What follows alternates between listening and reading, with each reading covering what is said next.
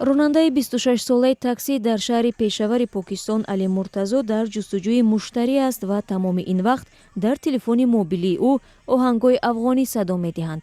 Муртазо мегӯяд, сарфи назар аз он ки ӯ забони дариро намефаҳмад, таронаҳои афғонӣ дилашро рабудаанд. ман ҳамаи оҳангҳои беҳтарини афғониро ҷамъ кардам ва рӯзи дароз онро гӯш мекунам. хоҳ мусофир дар дохил бошад, хоҳ не, хоҳ дар ҳаракат ҳастам ва ё таваққуфгоҳ, оҳангҳо бидуни ист садо медиҳанд.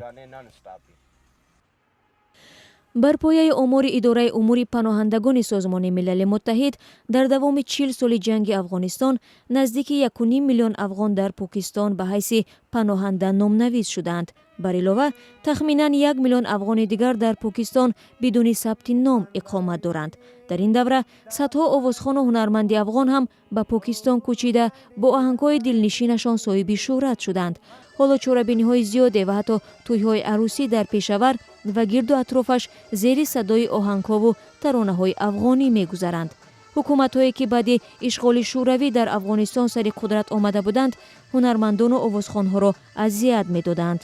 онҳо консерту намоишҳоро манъ намуда, шуморе аз ҳунармандонро боздошт ва асбоби ҳунарии онҳоро тахриб мекарданд. ин буд ки ҳунармандон ба Покистон фирор карданд. аммо сар аз соли гузашта, Исломобод барномаи бозгардонии паноҳандагони афғониро эълон намуда, ҳадаф дорад ки то моҳи декабри соли равон ҳамаи онҳоро ба ватанашон фиристад. ҳунарманди 40 солаи афғон зобитхон намехоҳад ба Афғонистон равад. маро баъди таваллуд ба ин ҷо оварданд. мо аз сабаби ҷанг ватанро тарк кардем. ҳозир шароитамон беҳтар шудааст. фарзандонам мактаб мехонанд, аммо ҳукумати Покистон намехоҳад мо ин ҷо бошем. мисли ӯ ҳазорҳо паноҳандаи дигар бо ишора ба нооромиҳо ва адами шароити муносиби зист дар Афғонистон намехоҳанд ба ин зудиҳо ба ватанашон баргарданд. Таблакнавози афғон Гул Лавингин мегӯяд, дар 3 моҳи ахир камаш 15 овозхон ва гурӯҳи ҳунарии афғон аз Пешавар ба Афғонистон баргаштанд. ба гуфтаи ӯ, раҳандозии рӯзгор барои ҳунармандон осон нахоҳад буд, вале ӯ моликияташро фурӯхта дар интизори рӯзи бозгашт аст. Созмони Милали Муттаҳид барои онҳое ки довталабона ба Афғонистон бармегарданд, $400 кӯмакпулӣ дода, то як муддати ҳифзи тандурустии онҳоро бар дӯш хоҳад гирифт.